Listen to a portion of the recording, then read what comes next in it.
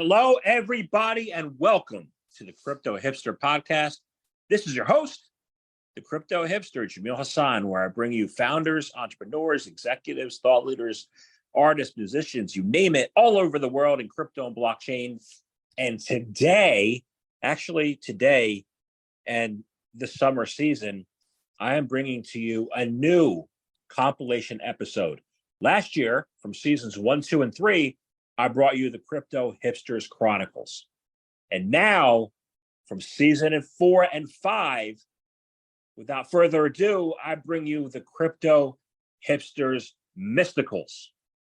And what that is, what it was last year, and what it is this year, it's a compilation. It's a compilation of 3 or 4 podcasts together as like a montage. And on a certain topic or area of interest in crypto and blockchain, pulling from my podcasts. And now, as we're heading into the summer of 2023, I bring to you the Crypto Hipsters Mysticals. And there's going to be 22 or 23 or 24 around their episodes. And I look forward to you looking forward to it. So thank you very much for tuning in. Thank you for enjoying my podcasts. And this is going to be a summer treat for everybody. So please sit back, enjoy, and let me know your thoughts.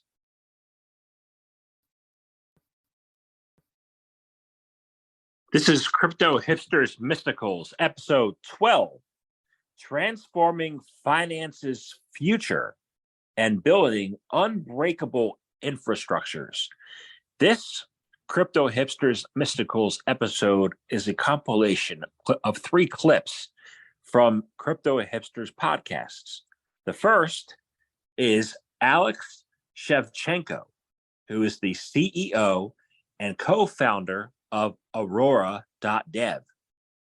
Second is Michael Messele, who is the co-founder and CEO of Pillar Project, and also the CEO of Etherspot. And third is Jeff Garzik, who is the co-founder of Bloq and the founder of Next Cypher. Enjoy. As being a father, right, we must have a positive outlook for the future, right? So, and you wouldn't be in building and blockchain and crypto if you didn't, right? So, what do you see the world looking like in 5 years, 10 years? What's your vision for the future? So, well, 5 years from now, war in Ukraine already ended for many years, right? So this is something that I really looking forward, and I think Russia lost that war in next second once they started. Now what I see is also kind of merge of the Web 2 and Web 3 technologies together. I see it already right now that Web 2 giants starting to utilize the concepts that are developed outside of Web 2 industry. Have you seen that that commercial from Apple when there is a person who is holding the iPhone just in front of the face, and then there is a saying, privacy, it's an iPhone. Like, it is a bullshit, right?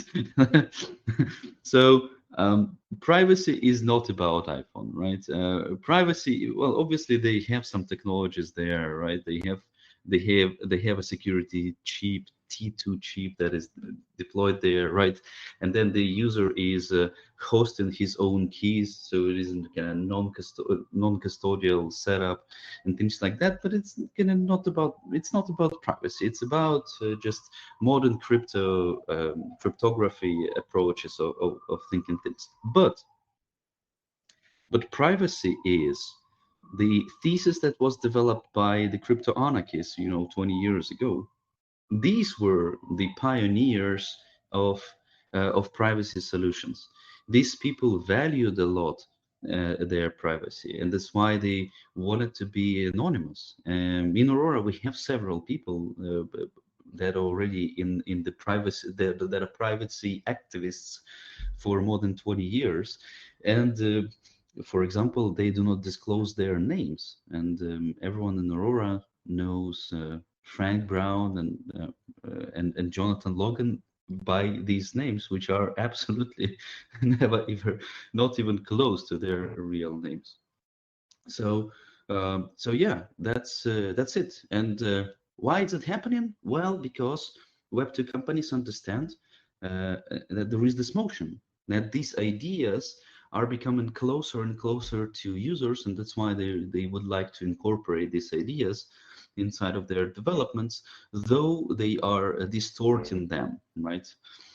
Privacy from the blockchain side and decentralization, all of these questions there, it is absolutely not the same what Apple means, right? So, however, in 5 years from now, I see that this cooperation between Web2 and Web3 is going to become closer and closer. The dominance of the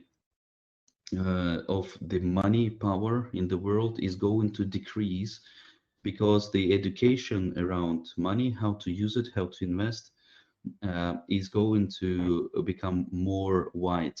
You would not be needed to become an accredited investor to be able to invest. You can get $10 in your crypto wallet and you are already able to invest. We're going to go through hard times or of crypto scams, and we are going through these times. However, over time, people, there will be additional regulations developed, and people in general are going to become a little bit more educated how to work with their money. And and what it means that the fenced VIP club of super wealthy people and their know-how of making money is going to become a public good. And then it is not going to be, they will still have money, yes, for sure. And you know that money attracts even more money. But now the ordinary people will have an opportunity to use the same approaches, and they will be able to earn money too, not only from their salaries, but also from their investment strategies and so on. And this is only DeFi, right? That's only one particular vertical that blockchain is disrupting and blockchain is revolutionizing, right? Yeah. I also don't see that blockchain is going to kill the banking system. It doesn't make sense. There are tons of experience that is earned already inside of the banking system, and this experience can and should be used in order to make sure that the blockchain products are properly developed. However, the core for sure should be changed, and become more auditable, transparent, and more suited for the world in 20th century, 21st century. So you were around during the ICO days, and I was too. I was one of the handful of Americans who were on ICO bench. So, you know, I remember ICO bench. yeah, that was a great experience, and it was a different experience than the DeFi experience since DeFi Summer a couple of years ago. There was like an inflection point where ICOs died, and then DeFi came in, and then you had FTX this past summer, and yesterday you had Silvergate Bank becoming bankrupt. So, do you see this as an inflection point? And if so, where do you see the future growth and bringing on those next 100 million people? Because it's not going to be through ICOs or centralized banks. What's it going to be? What do you think?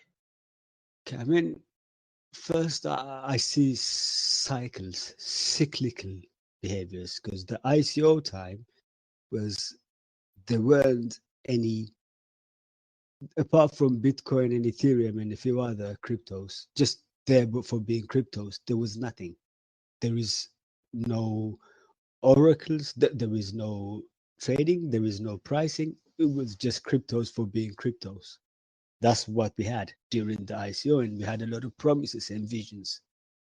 Then, as you said, that halfway through that was replaced by airdrops. Airdrop was the big thing. We don't do ICOs now, we do airdrops. Then, as you said, DeFi summer kicked in after that winter set in 2018. Then that peaked. Then again, it kind of died. Then the NFT took it to the next level. Then we said, wow, this must be where the chasm is crossed by the crypto space, because you could see non-technologists and a lot of visionaries getting into it, and bigger products even being attracted to it. Then we thought, this must be where the chasm is crossed. However, just let me answer your question by giving you a use case. Imagine you have 200 USDC, Jamil, in Gnosis chain, and you said to yourself, oh yeah, I have my 200 USDC. I know there is this Klimada, which is on Polygon, a carbon offsetting tool.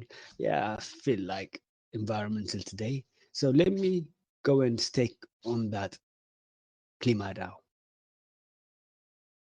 Then the things that you have to go through to be able to do that is you have to know that USDC on Gnosis is different to USDC on Polygon. It is like saying the US dollar you get in Kenya is different to the US dollar you get in the Netherlands to the US dollar you would get in the UK. US dollar is US dollar everywhere. If someone gives it to you in terms of the currency, it's just you may or may not use it in that jurisdiction. But in the blockchain world, the USDCs are different in the different realms. It means you have to bridge it. So my USDC from Gnosis chain has to be bridged to the USDC version in Polygon. Then once I've bridged it, I have to go and find a native token to pay gas on Polygon, because blockchain, you have to pay gas. Then I have to know what that token is called. Oh, well, you might assume, well, the chain is Polygon, so I'm assuming I'm looking for Poly token, and you'll be wrong. It's called Matic. Then once you get the Matic, then you have to go into a local DEX and get the Klima token, because you have to swap then your USDC to Klima. Then you would be able to stake. Now, number one, we are expecting you to know all these details. We're saying to your user, yep, you want to use our service, you have to have a PhD and understand every little details of our system. Then on top of that, you know we are decentralized. You have to sign about 9 times. Now, to me, this is the crux of the matter. This is where the barrier to adoption comes in. There is no way in hell we're going to get any mass adoption with this type of useless UX that we have. In fact, I bring this to you. When you talk about FTX's collapse, in fact, if you look at this version of the crypto winter, it has been ushered in by centralized players failing one after the other. Centralized players behaving like banks, they look like banks, they behave like banks, but they weren't regulated like banks. And when you see that, the what that says to me is, because our UX sucks, really sucks in Web3, we bring all these users and give them away to centralized players because they're easier, they have a far easier UX, even though they have such an inherent risk within them. So unless we solve this UX, talking about mass adoption, the next 100 million, the next 1 billion users is fantasy. Have, like you said, you focused on DeFi, infrastructure, mining, staking, all that. You said next, but next on your list, of things to do or address is communities and storytelling, right? So there's obviously some key lessons you bring from the infrastructure space to the storytelling space. What are these lessons and what can the industry learn from your successes? Yeah, I actually truncated the Bloq story a little bit. Apologies to you and your listeners. In addition to infrastructure, we also own several spin outs, including, as you just listed, mining, staking, metaverse, two DeFi projects.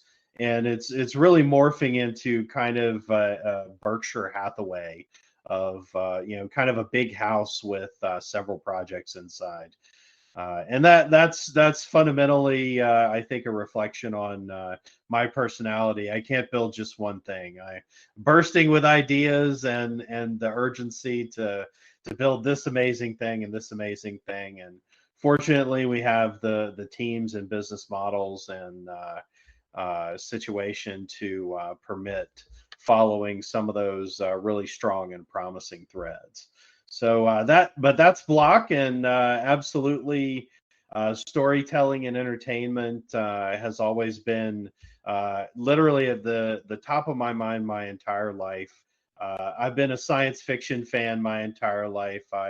I love. I'm a Star Wars guy. I'm married to a Star Trek girl, so we're a very nerdy household in general. And one of the and this is relevant to cryptocurrency.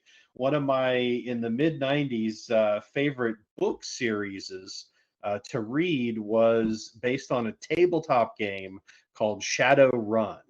It's kind of like Dungeons and Dragons, but it's cyberpunk. It's set in the future. So, but then there was a novelization of it. That's where I discovered it. And in one of these series, again, this is mid '90s, so many years ago, they described some characters in this fictional setting transacting in what we would call cryptocurrency. One character met another character in a cafe. They handed them what we would call a flash drive, and that was transferring $1 million. And to me, as a teenager reading this novel, I was just blown away. You could hand somebody a tiny object the size of a flash drive, and you just transferred $1 million from your account to their account. And that really was a cornerstone in my mind. And I knew I kind of inventing the term later, I put a mental bookmark about that situation in my head. And then 15 to 20 years later, in July of 2010, when I saw a post on slash.org about news for nerds, about Bitcoin, the decentralized currency, I knew to pause, drop everything, and immediately dive into the source code. I knew that this was going to be something world changing, if indeed it lived up to its headline and its hype, because I read this science fiction novel, 15 or 20 years ago. And so I keep running into these science fiction stories again and again, both in crypto, in finance, in aerospace with Space Chain and other industry peers. We're all inspired by science fiction, I think in part because, contra to other fiction, it's very forward-looking, it's very pro-positive. It thinks, how would this how would the future be interesting and amazing and change in a really cool way? And people write stories about that. And then we as engineers, we consume that and we build the future. And so science fiction is not just fiction, but maybe a preview of science fact. And that's kind of been a theme of my life. I'm almost 50 years old. And the past 10 years, I have so many mental bookmarks telling myself, man, that's science fiction becoming science fact. Man, that's science fiction becoming science fact. And so it's an amazing world we live in, but we science fiction readers kind of had a preview of the future already. And so I think you're better prepared for the future. You're more future positive. You know how to react when something like, as we record this, AI is stirring up people all over the world. And so I think that to create science fiction, just to kind of wrap up the answer to your question, that's what really inspired Next Cypher, was to give back to the community, to create some future thoughtful, future positive type content that inspires the next generation of engineers, because that's what inspired me to engineer for the past 20 plus years. And I think that now is the best point to create a fusion of crypto and engineering and entertainment and storytelling, and all of the things in my background kind of came together with Next Cypher.